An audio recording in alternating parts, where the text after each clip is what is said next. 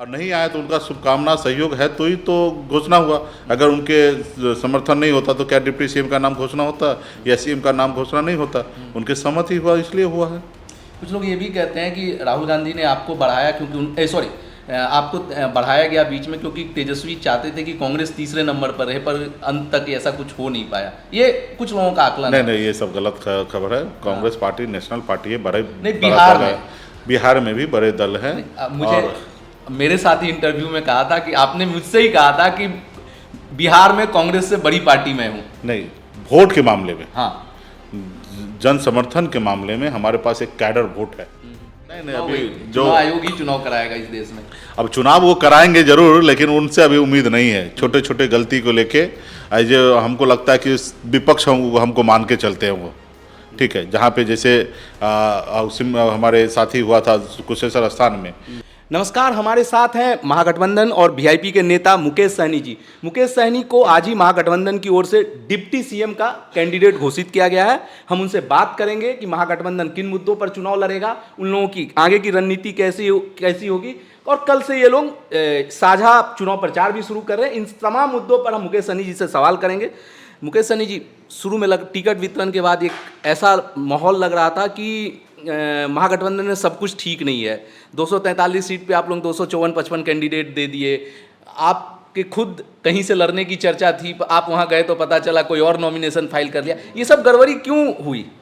देखिए, क्या है कि चुनाव का सवाल है और 5 साल से कार्यकर्ता सब तैयारी करते रहते हैं और सब पार्टी का इच्छा होता है कि हम ज़्यादा से ज़्यादा सीट पर चुनाव लड़ें, अच्छे सीट पर चुनाव लड़ें। तो ये सब चीज़ें होता है। और कई दल है, 7 दल है, तो एक ही सीट पर 6 पार्टी का दावेदारी होता है कि यहाँ पे हम लड़ेंगे। तो ये सब को लेते हुए देखते हुए हम लोगों ने लास्ट हमने सब सेटल किया है। कुछ जगह असहमति बना रहा अंतिम आवर तक, तो वहाँ पे सभी पार्टी से अलग अलग दल से वहाँ पे नॉमिनेशन हो गया। बट धीरे धीरे हम लोग सेटल कर रहे। जैसे हमारा ही 2 जगह था जहाँ पे राष्ट्रीय जनता दल का भी था, तो एक जगह से आज हमारा कैंडिडेट जो है नाम जो है वापसी कर लिए हैं और एक जगह चैनपुर में वीआईपी पार्टी लड़ेंगे। तो यहाँ पे हो गया। कुछ जगह से कांग्रेस भी विड्रॉल किए हैं और आने वाला समय में चुनाव एंड तक जाते जाते जो हमारे जीतने वाला कैंडिडेट होगा वो रहेंगे। अदरवाइज हम बाकी को हम लोग, क्योंकि कैंडिडेट तो हमारे ही हैं, चाहे वो वीआईपी का कैंडिडेट हो या आरजेडी का हो या मान लीजिए कांग्रेस का हो, तो एक लीडर के तहत लोग तो बात मानेंगे ही। तो हम लोगों को उस जगह पे जाके और वो सब सेटल कर लेंगे। 2-4 कैंडिडेट ऐसा है सिर्फ अभी आज की तारीख में, बाकी सब लोग सेटल हो चुके हैं। और बड़ा गठबंधन होता है, बहुत सारे दल होते, तो थोड़ा सा ये इसका दिक्कत का सामना करना पड़ता है। ग्राउंड पर इसका कुछ इम्पैक्ट दिखेगा? नहीं, बिल्कुल ही नहीं। कितने को तो पता भी नहीं कि कहाँ कौन सा ऐसा सीट पर ये चीज़ें होते हैं। जनता को तो जो है वो उनके अपने क्षेत्र से मतलब है। उनके क्षेत्र में किनको कैंडिडेट बनाया, किसको नहीं बनाया, तो उनको पता है। तो ये 243 में 5-6 सीट अगर निकाल देते तो बाकी जगह तो इसका कोई असर ही नहीं है। हाँ, जहाँ पे ये है वहाँ पे दिक्कत है, तो वहाँ पे अगर कुछ भी है तो हम लोगों को सब पता है। हम लोग कोई अनजान नहीं है, सब हमको जानकारी में है और उसको अंतिम आवर में कैसे इसको सुलझा लिया जाएगा वो हम लोग कर लेंगे। कुछ कैंडिडेट्स के नॉमिनेशन कैंसिल भी हो गए। मतलब जैसे एक कैंडिडेट में सामने आया कि 10 प्रस्तावक हैं, उसमें से 5 वोटर ही नहीं थे। तो ये क्या मतलब ये इस तरह की गड़बड़ी, और वो विधायक हैं, मौजूदा विधायक हैं, तो इस तरह की गलतियां क्यों हो रही हैं? नहीं, ऐसा बात नहीं था। उन्होंने 10 प्रस्तावक की जगह एक ही प्रस्तावक भरा। तो ये जहाँ तक हमें जानकारी, वो मेरा ही कैंडिडेट था। हाँ। सुगौली से, ठीक है, वीआईपी पार्टी का प्रत्याशी था वो। क्योंकि हमारी पार्टी जो है राज्य का दर्जा प्राप्त पार्टी नहीं है, और राज्य का दर्जा जो प्राप्त पार्टी है उनका जो है चुनाव जो होता है उसमें जो समर्थक जो होते हैं प्रस्तावक वो एक ही होता है। और अनऑर्गेनाइज पार्टी जब हमारी है तो इसमें 10 लगता है। ये बात वो विधायक जी को नहीं जानकारी था, जबकि उनको बताया गया था, लेकिन उतना नोटिस नहीं लिए क्योंकि उनको पता है हम पहले तो चुनाव लड़ चुके, एक में काम हो चुका, तो अभी 10 क्यों लगे। जब उनको ये पता नहीं था कि नेशनल पार्टी जो है वो राज्य का पार्टी, सबका अलग अलग पैमाना है, सब चीज़ है। तो खैर उनको नहीं जानकारी था, इसके लिए हो गया। और जबकि कैंडिडेट का नाम का जो ये रिजेक्ट करना था, ये करना नहीं चाहिए एज ए चुनाव आयोग को, क्योंकि आप स्क्रूटनी का एक दिन समय देते हैं। ये कोई बहुत बड़ा फॉल्ट नहीं है, ये मानवीय भूल है। इससे ये तो एनडीए के भी कैंडिडेट का खारिज, किसका भी हो, बट ये नहीं होना चाहिए ऐसे चुनाव आयोग को। हाँ, मान लीजिए कोई चीज़ ऐसा है जो हम छुपा रहे हैं, वो अगर गलती है तो फिर उसमें ठीक है, कि मान लीजिए हमारे पास 10 गो केस है तो फिर उस हम छुपाने का कोशिश किए तो उसके लिए हमारा कैंडिडेशन जो है वो ये हो जाए, हम वित्तीय से मामला हो कि हमारे पास बहुत पैसा है और हमने उनको छुपा लिया, गलत जानकारी दे दिया, इरादतन कोई गलत हाँ, तो जानकारी वो उसके लेके ये होना चाहिए। बाकी स्क्रूटनी में तो ये सब चीज़ें होना चाहिए। मान लीजिए एक जगह हमारा सिंबल पे साइन नहीं था गलती से, तो वो जब सब चीज़ फॉर्म भरा वहाँ पे साइन नहीं था किसी कारण, तो वो साइन 2 मिनट में हो सकता है। मतलब वो किसी को उससे नुकसान तो किसी आम पब्लिक को, आम जनता को तो नहीं है। हाँ, आम जनता और आम पब्लिक को, राज्य का और देश का अगर नुकसान कोई चीज़ से है तो उस पर चुनाव आयोग को संज्ञान लेना चाहिए। बट चुनाव आयोग से हम लोग क्या ही उम्मीद कर सकते हैं? चुनाव आयोग जो है, तो उसी से करना पड़ेगा। नहीं अभी जो चुनाव आयोग ही चुनाव कराएगा इस देश में। अब चुनाव वो कराएंगे जरूर, लेकिन उनसे अभी उम्मीद नहीं है। छोटे छोटे गलती को लेके जो हमको लगता है कि विपक्ष हमको मान के चलते हैं वो, ठीक है। जहाँ पे जैसे हमारे साथी हुआ था कुशेश्वर स्थान में कि अचानक जल्दी जल्दी में सिंबल पे साइन हुआ, वहाँ पे जमा कर दिया, सब चीज़ भर दिए, तो वहाँ पे हम लोगों को स्क्रूटनी के रोज बोले कि दूसरा सिंबल जमा कर देते या न तो आप यहाँ पे हम दूसरा साइन कर देते हैं। रेडी था तो नहीं माने। हमने कहा कि ठीक है, इन्होंने सिंबल तो कम से कम इसका नाम छाप दे दीजिए, हम एनओसी दे देते, आप इनको वो अलॉट कर दीजिए, वो भी नहीं किए। यही अगर हम सरकार में रहते तो शायद मेरा बात मान लेते। चलिए, आप चुनाव आयोग पर आरोप लगा रहे हैं, ठीक है, आपके अपने दावे। एक चीज़ और आज जो प्रेस कॉन्फ्रेंस हुई आप लोगों की, उसको लेकर भी कुछ समीक्षकों का कहना है कि राहुल गांधी अगर इसमें मौजूद होते तो एक बेहतर संदेश जाता, और एक जो कांग्रेस की ओर से एक गतिरोध था कि तेजस्वी को सीएम कैंडिडेट नहीं डिक्लेयर करेंगे, तो वो सारी मैसेजिंग और बेहतर होती और सारे डॉट्स क्लियर हो जाते। नहीं, ठीक है, अभी देखिए, थोड़ा मलाल है आप लोगों को? नहीं, बिल्कुल ही मलाल नहीं है। कांग्रेस पार्टी राहुल गांधी जी के सहयोग से ही, उनके समर्थन से तो हुआ है। 3 बार के मुख्यमंत्री रहे गहलोत साहब, वो खुद स्वयं आके यहाँ पे घोषणा किए हैं, तो ये छोटा मोटा बात तो नहीं है। रहा कि इस पे समीक्षा तो बहुत कुछ आप कयास लगा सकते हैं। राहुल गांधी जी देश के नेता हैं, उनके पास बहुत सारे कामें हैं, चीज़ें हैं, और ऑफकोर्स अगर आते तो बहुत अच्छा होता, और नहीं आए तो उनका शुभकामना सहयोग है तो ही तो घोषणा हुआ। अगर उनके समर्थन नहीं होता तो क्या डिप्टी सीएम का नाम घोषणा होता या सीएम का नाम घोषणा नहीं होता? उनके सहमत ही हुआ, इसलिए हुआ है। कुछ लोग ये भी कहते हैं कि राहुल गांधी ने आपको बढ़ाया क्योंकि आपको बढ़ाया गया बीच में क्योंकि तेजस्वी चाहते थे कि कांग्रेस तीसरे नंबर पर रहे, पर अंत तक ऐसा कुछ हो नहीं पाया। ये कुछ लोगों का आकलन है। नहीं, ये सब गलत खबर है। कांग्रेस पार्टी नेशनल पार्टी है, बड़ा बिहार में भी बड़े दल हैं। मुझे मेरे साथ ही इंटरव्यू में कहा था कि आपने मुझसे ही कहा था कि बिहार में कांग्रेस से बड़ी पार्टी मैं हूँ। नहीं, वोट के मामले में, हाँ, जन समर्थन के मामले में हमारे पास एक कैडर वोट है। जो निषाद के 22 उपजाति है वो मेरे लिए खड़े हैं, और ये आपको दिखेगा पूरा। तो ये 22 उपजाति मिला के टोटल कितना परसेंट वोट हो रहा है? 11%। 11%। हाँ, ये हमारे साथ खड़े हैं। बाकी कांग्रेस पार्टी नेशनल पार्टी है, उनके पास एक अपना परसेप्शन है। राज्य के जो भी अल्पसंख्यक समाज है वो उन पे भरोसा करते, तो उनका एक अपना दायरा है। लेकिन बिहार में वोट के मामले में हमारी पार्टी का एक अपना वोट है, और ये महागठबंधन के साथ जाके सरकार बनाएंगे, ठीक है। और कांग्रेस पार्टी अपने आप में बड़ा पार्टी है। कांग्रेस तो निश्चित रूप से बड़ी पार्टी है। एक मुझे ध्यान है, हम लोगों की जब पिछली चर्चा हुई थी तो आप कह रहे थे 60 सीट तो किसी भी सूरत में लेंगे। 60 से 15 पे आ गए, 1/4 पे आ गए। ऐसी क्या मजबूरी रही? 11 सीट आप पिछली बार भी लड़े थे, 11 सीट एनडीए से भी लड़े थे, 18 सीट आप पिछली बार मांग रहे थे, उसको लेकर आप एक बार उधर गए, एक बार इधर आए कि 18 से कम मंजूर नहीं है। इस बार 11 से 15 ही स्कोर हो पाया। थोड़ा सा लगता है कि कहीं कुछ कमी रह गई, मन में कुछ टीस है? नहीं, बिल्कुल ही नहीं। देखिए, 243 सीट पे चुनाव लड़ने का हमारे पास अधिकार था, और हम लड़ सकते थे, लेकिन मुझे पता है कि 243 लड़ेंगे तो रिजल्ट जो है 0 होना है। और हम चाहते थे कि सहयोगी से ज़्यादा से ज़्यादा सीट कैसे लिया जा सकता है, और हमारी कोशिश था, और ज़्यादा कोशिश में हम ज़्यादा सीट नहीं ले पाए। पिछली बार जो 11 लड़े उससे 4 सीट ज़्यादा ले पाए, ठीक है। और इसके लिए सहमति बना हम सभी को, इसमें मैं खुश हूँ, हैप्पी हूँ। हाँ, और ज़्यादा सीट मिलता तो और अच्छा होता, ज़्यादा से ज़्यादा कार्यकर्ता एडजस्टमेंट होता। अभी जो भारतीय जनता पार्टी 243 सीट में जितना निषाद को टिकट नहीं दी, उतना हम 15 सीट में ही उन निषाद को उससे ज़्यादा टिकट हमने दिया है, और उससे ज़्यादा कार्यकर्ता एडजस्टमेंट होता। तो खैर कोई बात नहीं, हम लोग का आपसी सहमति है, उसके लेके हम लोग आगे बढ़ रहे हैं, ठीक है।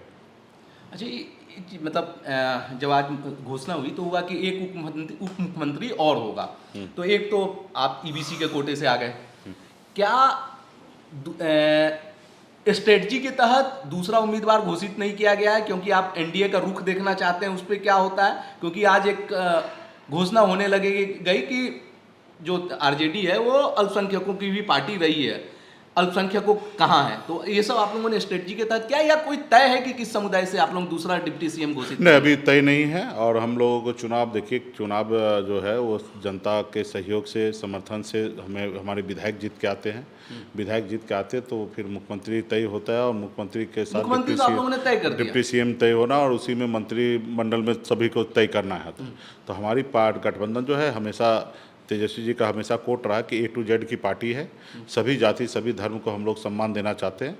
इसमें सहमति बन चुका कि डिप्टी सीएम और भी बनेंगे, मेरे अलावा भी डिप्टी सीएम दूसरा या तीसरा डिप्टी सीएम बन सकते हैं। उसके लिए हम लोगों को राज्य में जिनका भागीदारी हम लोग सुनिश्चित करेंगे, ये बहुमत आने के बाद सरकार बनने के समय में हम लोग ये डिसाइड करेंगे किनको ज़रूरी पड़ेगा और किनको हम लोग सम्मान दे सकते हैं, तो वो हम लोग आने वाले समय में इसका निर्णय लेंगे। क्या ये कुछ तय हुआ है कि कांग्रेस से दूसरा डिप्टी सीएम होगा, इस तरह की कोई बात नहीं? ये ऐसा कोई बात नहीं है, वो अगर ऐसा होता भी है तो किसी को कोई आपत्ति नहीं होगा। अच्छा, अब जब आप लोग चुनाव प्रचार में जाएंगे तो चुनाव प्रचार के मुख्य मुद्दे क्या होंगे मुकेश जी? कल से आप लोगों का सघन चुनाव प्रचार शुरू हो रहा है। देखिए, मुख्य मुद्दा तो यही होंगे कि देखिए नीतीश कुमार जी 2005 में सरकार में आए, लालू जी को हटाने का एक मूवमेंट बना कि लालू जी को हटा के नए लोगों को लाना। 15 साल का सरकार था, उनको हर सरकार से लोगों में नाराज़गी होता है, और वो होने के कारण नीतीश कुमार जी आए। तो नीतीश जी आए तो उनमें उनका अपना कोई बहुत बड़ा रोल नहीं है, वो आए। लेकिन 2010 में वही नीतीश कुमार जी अपने दम पे, काम के दम पे आए। 2010 में फुल बहुमत के साथ सरकार बनाए नीतीश कुमार जी, उन्होंने काम के आधार पर उन्होंने सरकार बनाया। 2015 में अगर देखेंगे तो परिस्थिति में मुख्यमंत्री बने, वो उनके काम के आधार पे नहीं बने, नीतीश कुमार जी के सहयोग लेकर, सॉरी लालू जी के सहयोग लेकर 2015 में मुख्यमंत्री बने। एक परिस्थिति ऐसा बना, पर फिर उसके बाद भी फिर लालू जी सहयोग दिए, तो एक बिहार में कहावत है कि बारात किसी की होगी, दूल्हा नीतीश कुमार ही होंगे। तो ये सब परिस्थिति के कारण 2020 में भी तो परिस्थिति, कोई और दूसरा दूल्हा दे भी नहीं तो पा रहा था ना। अब नहीं है दूल्हा, तो अब क्या कीजिएगा? अभी दूल्हा अभी तैयार हो रहा है, अभी हम लोग तैयार हो रहे हैं, तो अभी नीतीश जी का अभी जरूरत नहीं पड़ेगा आने वाले समय में। तो 2020 में भी देखिएगा तो 42 विधायक के साथ मुख्यमंत्री बने। एक परिस्थिति ऐसा बना कि उनको समर्थन देना पड़ा, भाजपा को, हम लोग भी समर्थन देके सरकार में बनाए थे। और अभी जो है नीतीश कुमार जी जो अस्वस्थ हो चुके हैं, और अस्वस्थ होने के कारण बिहार में जो है ब्यूरोक्रेट जो है ना हावी हो चुका है, नेता लीडर हावी हो चुका है, जनता का काम नहीं हो रहा, भ्रष्टाचार हो रहा है, और लॉ एंड ऑर्डर कंट्रोल में नहीं है, थाना में पैसा उगाही हो रहा है, होम डिलीवरी दारू हो रहा है। ये सारे बहुत सारे ऐसे मुद्दे हैं जिसको लेके सरकार जो है वो विफल है। तो ये हमारे मुद्दे होंगे। प्लस हम लोग जनता के हित में बहुत सारे योजना हमारी सरकार बनने के बाद हमारा विज़न है वो सब हम लोग पूरा करेंगे। आज नीतीश कुमार जी अपना विज़न से कोई काम नहीं कर रहे, हम लोगों का विज़न जो था उसको कॉपी किए हैं। माय बहन मान योजना के तहत हर माता बहन के हम लोग उनको महंगाई से निजात दिलाने के लिए हम उनको 2,500 रुपये महीना देने का हमने घोषणा किया, संकल्प लिया। नीतीश जी ने 10,000 रुपये बांट दिया। हमने कहा कि वृद्धा पेंशन बढ़ाएंगे, 1500 करेंगे तो 400 से 1100 रुपया कर दिया। हमने कहा 200 यूनिट बिजली फ्री करेंगे तो उन्होंने 125 उन्होंने कर दिया है। तो अपने विजन से तो काम नहीं कर रहे हैं, अभी हमारे विजन से काम कर रहे हैं, तो जनता के बीच में हम लोग जाएंगे। आपके विजन से काम कर रहे हैं तो ये तो अच्छी बात है ना, आप सहयोग कर दीजिए। नहीं ठीक है, लेकिन तो अभी उनको ओरिजिनल मुख्यमंत्री चाहिए कि डुप्लीकेट मुख्यमंत्री चाहिए? और नीतीश जी अस्वस्थ है, स्वस्थ होते तो निश्चित तौर पे उनका अधिकार बनता। अब वो अस्वस्थ है, और इस देश में मुख्यमंत्री बनने के लिए 2 पैमाने आपको पार करना है। एक तो राज्य के नागरिक होना आपको अनिवार्य है, अब मानसिक रूप से स्वस्थ होना जरूरी है। ये 2 कैटेगरी आपके पास है, पूरा कर लेते तो आप बिहार राज्य के मुख्यमंत्री बन सकते हैं। तो इसमें तो राज्य के नागरिक हैं, इसमें कोई किंतु परंतु नहीं है, लेकिन मानसिक रूप से तो स्वस्थ नहीं है। आज देखिए, अगर जैसे अभी आपने आया हमसे इंटरव्यू ले रहे, हम दे रहे हैं, आप ले लीजिए नीतीश कुमार जी का इंटरव्यू। इस तरीके से आपने देखा परसों आपने किस तरीके से मंच पे महिला को माला पहना दिए। इंटरव्यू तो तेजस्वी भी नहीं दे रहे, मैं कई बार बात कर चुका हूँ। नहीं, बाकी लोगों को तो दे रहे हैं, बाकी जगह जा रहे हैं। ये है कि जितना हम लोग दे रहे हैं उतना नहीं दे रहे, क्योंकि बहुत बिजी है, उनके पास बहुत सारे कैंडिडेट है, 150 कैंडिडेट के साथ काम कर रहे हैं, 150 लोग उनके मैदान में चुनाव लड़ रहे हैं, उनके पास बहुत अपना जवाबदेही है, सब चीज़ मैनेज करना। तो जितना हम फ्री हैं उतना वो फ्री नहीं है, शायद इसलिए नहीं दे रहे हैं, नहीं तो इंटरव्यू तो दे ही रहे हैं। आपने कहा कि हमारा अपना एजेंडा है, सरकार बनने के बाद हम करेंगे। क्या टॉप 3 प्रायोरिटी है? और शराब को लेकर बिहार में बहुत चर्चाएं होती हैं। प्रशांत किशोर कह रहे हैं कि हमारी सरकार बनी तो 1 घंटे के अंदर शराबबंदी खत्म करेंगे। आप लोग भी शायद उसकी समीक्षा की बात कह रहे हैं, क्या शराबबंदी को लेकर एक आपका रुख क्या होगा, और 3 टॉप प्रायोरिटी क्या होगी जिसके आधार पर आप चाहते हैं कि युवा आपको या इस बिहार की जनता आपको वोट करे? देखिए, सबसे बड़ा मेरा ये होगा कि शराब को लेके कि 2 मत है राज्य में। कुछ लोगों का है कि बंद रहना चाहिए, कुछ लोगों का है कि चालू रहना चाहिए। इसके बंद रहने से हमारे राज्य में क्या फ़ायदे हैं वो हमें बताना है, बंद रहने से क्या नुकसान है वो बताना है। तो ये सब चीज़ जनता के बीच में हम लोग जाएंगे और जनता से फीडबैक लेने के बाद हम लोग अपना निर्णय लेंगे, क्योंकि हम मानते हैं कि जनता जो है तो हमेशा मालिक होता है और उनके आदेश पे हमें काम करना है। तो एक ये हमारा है। दूसरा हमारा जो है सामाजिक न्याय कैसे मजबूत हो, कैसे आरक्षण का दायरा SC ST OBC का कैसे बढ़े, इस पे हम लोगों का काम है कि करना। क्योंकि आज भी जो सोच से बाबा साहब भीमराव अम्बेडकर ने संविधान में जगह दिया, खास करके SC ST OBC का आरक्षण का, उस सोच के अनुकूल बदलाव नहीं हो रहा है। अभी भी इसमें लोग जो है दाया माया करके अपना लाभ उठा ले रहे हैं। तो इसमें हम लोगों का आने वाले समय में काम करेंगे। जो हमने नीतीश कुमार जी, तेजस्वी जी ने भी जाति आधारित गणना करा के और कोटा उन्होंने बढ़ाने का भी काम किया, लेकिन कोर्ट के जरिए रोक लग गया। जाति आधारित गणना जो आप लोगों की हुई, उसको तो राहुल गांधी कह दिए थे कि फर्जी है। नहीं बोले हैं, राहुल गांधी ऑन रिकॉर्ड है कि हम अच्छी वाली जनगणना कराएंगे, जो जबकि वो खुद उस सरकार का हिस्सा थे जब जनगणना हुई। अब उनको एहसास हुआ कि नीतीश जी जो किए फर्जी है, तो उन्होंने बोला आप सरकार के घटक हैं, आप तो, सरकार के तो घटक यही तो हैं। खूबसूरती है ना। हाँ। राहुल गांधी जी को जो गलत लगा वो गलत उन्होंने बताया, बोला। तो यही खूबसूरती है ना। अगर उनके सहयोगी अगर गलत किए हैं तो उन्होंने जनता के बीच में कहा कि वो गलत है और उसको हम सही करेंगे। तो अब तो केंद्र सरकार ही जनगणना करा रही है, उसमें जाति जनगणना शामिल है, तो फिर अलग से जनगणना वो मजबूरी में करा रहे हैं और वो पूरा नहीं करेंगे। पूरा नहीं तो करेंगे। हमसे लिख के लीजिए कि भारतीय जनता पार्टी इस जन्म में कभी जाति आधारित जनगणना देश में नहीं कराएंगे। हमेशा करने का, अभी बताइए, राज्य में 13 करोड़ वोटर को समीक्षा करने के लिए आपको 1 महीने में आप कर सकते हैं, लेकिन जाति आधारित गणना करने के लिए 4 साल का पहले ब्लूप्रिंट बनाइएगा। 4 साल के बाद आप 29 के बाद आप इसका जनगणना का काम स्टार्ट कीजिएगा। ऐसा क्या है भाई? तो मतलब इनको करने का नीयत नहीं है। सिर्फ एक मुद्दा बन रहा था, जनता के बीच में जा रहा था, इसके लेके लोग कनेक्ट हो रहा था, SC ST के लोग कनेक्ट हो रहा था। ये कनेक्ट ना हो इसके लिए उन्होंने एक बीच में एक दीवार खड़ा कर दिया कि हम भी करेंगे, बट करने का नीयत तो है ही नहीं। करने का नीयत हो तो फिर कहाँ से ज़्यादा समय लगेगा भाई? जब देश में लोकसभा चुनाव अगर एक साथ में हो सकता है और 1-1.5 महीने में चुनाव हो सकता है, तो आप जाति आधारित गणना भी हो सकता है इस देश में इतने समय में, ठीक है। तो ये उनका करने का इरादा नहीं है। तो आने वाला समय में इस पर हम लोग काम करेंगे। दूसरा हमारा जो अभी योजना है कि हर घर में एक सरकारी नौकरी का, तो उस पर हम लोग काम करेंगे। जो जितने भी कॉन्ट्रैक्ट बेसिस, एक सरकारी नौकरी, हाँ, और जो खास करके बेल्ट्रॉन वगैरह सब कॉन्ट्रैक्ट के जरिए शोषण किया जा रहा है, उसको ख़त्म करेंगे। जो काम उसके 30,000 35,000 रुपये सैलरी होना चाहिए, वो काम उनसे सरकार जो है महज 15,000 दे के काम करा रहे हैं। तो ये हमें लगता है ये सही नहीं है। सरकार का ये काम नहीं हो सकता है। हाँ, एक बड़े कॉर्पोरेट घराना, एक बड़े बिजनेसमैन का ये काम हो सकता है कि किसी गरीब का हक मारने का, लेकिन सरकार का ये काम नहीं होना चाहिए। तो इसके लेके हम लोग परमानेंट अस्थायी नौकरी का व्यवस्था करने के लिए जाएंगे। और भी बहुत सारी योजना है जो हमने कहा, माँ बहन मान योजना हम लोग लाएंगे। अभी CM दीदी को हम लोग बहाली करेंगे। घोषणा पत्र कब तक आएगा? घोषणा पत्र 3-4 दिन के अंदर में आ जाएंगे। 3-4 दिन के अंदर में आप लोग घोषणा पत्र लाएंगे? और संभवतः 28 तारीख को आ जाए। 28 को घोषणा पत्र लाएंगे आप? एक घोषणा पत्र नहीं, संकल्प पत्र। अच्छा, संकल्प पत्र लाएंगे, ठीक है। नाम कुछ भी कर दीजिए, वो तो हमारा संकल्प है। ये घोषणा मोदी जी का होता है। 2 करोड़ नौकरी देंगे युवा को हर साल, विदेश से काला धन लाएंगे, ये मोदी जी का घोषणा होता है। 1 सर के बदले में 10 सर लाएंगे। 2 चुनाव आप भी उन्हीं के साथ रहे हैं। रहे इसलिए तो कह रहे हैं। साल बदल गया, सुर बदल गए। रहे इसलिए तो कह रहे हैं, किसी भी उसका घोषणा ही होता है। अच्छा, एक चीज बताइए, आपने हर परिवार से एक व्यक्ति को सरकारी नौकरी देने की बात कही। क्या आप लोगों ने ये आकलन किया है कि बिहार में कितने परिवार होंगे? एक मोटा मोटी आंकड़ा देखिए, मोटा मोटी आंकड़ा हम ये जो आपको बता रहे कि कम से कम 30% परिवार ऐसे हैं, 25 से 30% परिवार में नौकरी ऑलरेडी है, ठीक है। तो मान लीजिए 70 कितने परिवार हैं? तकरीबन परिवार का जहाँ तक हमें जानकारी है कि कुछ 1.5 करोड़ के आसपास परिवार होंगे। 1.5 करोड़ परिवार भी मान लेते हैं और 25% जनता को मान लेते हैं कि सरकारी नौकरी है। फिर भी क्या आप 1.25 करोड़ सरकारी बहुत बड़े संख्या में कॉन्ट्रैक्ट बेसिस पे भी है। तो कॉन्ट्रैक्ट बेसिस को हम परमानेंट करेंगे, ठीक है। तो हमारे आधे हमारे प्रॉब्लम में यूं ही सॉल्व हो जाएंगे। और उसके बाद जो है कि ऐसे मान लेते हैं 75 लाख हो गए, मान लेते हैं। हालांकि ये आंकड़ा भी बहुत बढ़ा चढ़ा कर है, क्या 75 लाख सरकारी नौकरी देने की स्थिति में सरकार है? ये आप बताइए कि ये आंकड़ा कहाँ से आया कि 75 लाख नौकरी होंगे? नहीं नहीं, देखिए, मैंने तो आप ही से सरकारी पूछा कि- नौकरी का एक पैमाना है, कैटेगरी है।